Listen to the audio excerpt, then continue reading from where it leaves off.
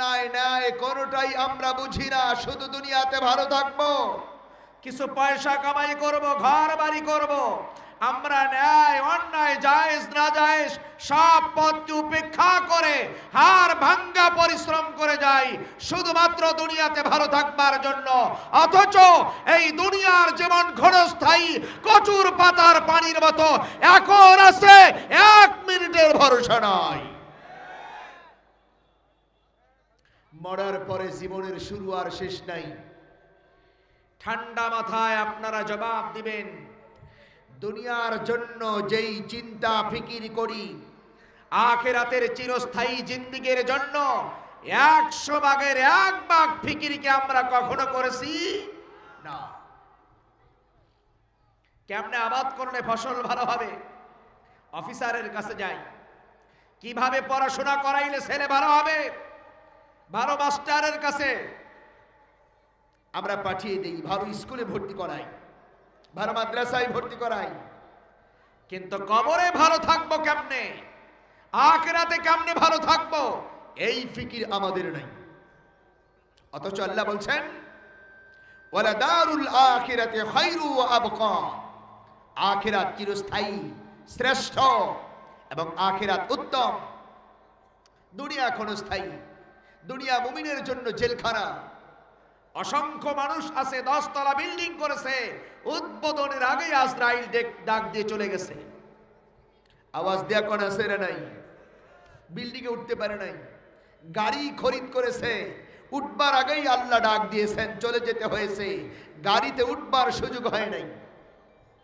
এইজন্য মুসলমান ভাইরা, আমরা যদি কামিয়াব হতে চাই, আল্লাহ তাআলা আমাদেরকে চারটা বৈশিষ্ট্যের অধিকারী হতে বলেছেন।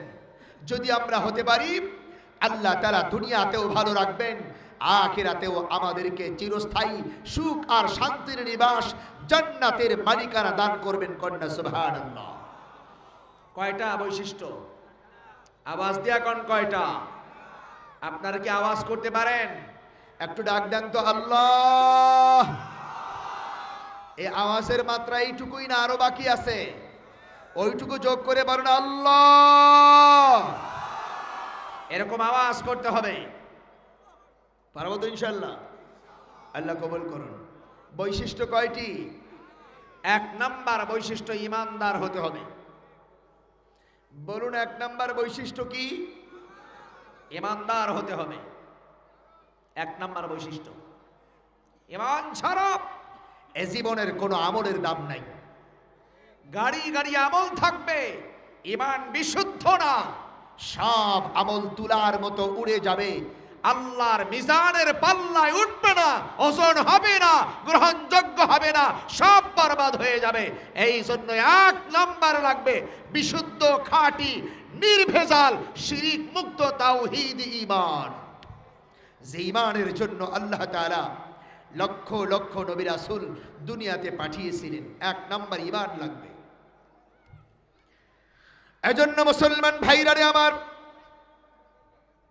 বিশ্ব নবী গোটা দুনিয়ার মানব জাতিকে সম্বোধন করে বলেন, ইয়া আইয়ুহান নাস কুলু লা ইলাহা ইল্লাল্লাহ তুফলিহুন।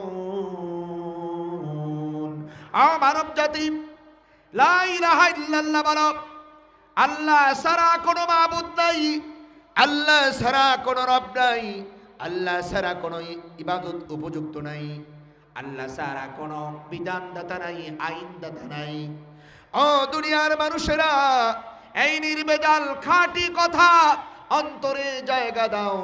আল্লাহ তাআলা তোমাদেরকে কামিয়াবি দান করবেন, সফলতা দান করবেন, সুখী শান্তির মালিক আল্লাহ তাআলা বানায় দিবেন।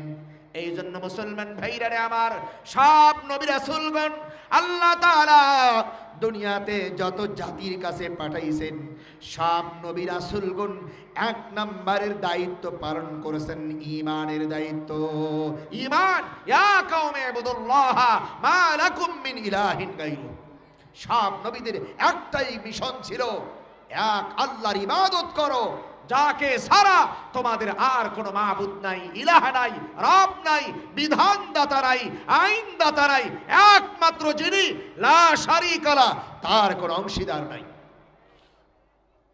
আর মুসলমান ভাইরা, মানুষের ঈমানের মধ্যে যদি ভেজাল হয়, শিরিক যদি ঢুকে যায়, এই ঈমান দিয়ে আল্লাহর কাছে পার পাওয়া যাবে না, কামিয়াব হওয়া যাবে না, সফল কাম হওয়া যাবে না, জান্নাতি হওয়া যাবে না, আল্লাহর প্রিয় পাত্র হওয়া যাবে না।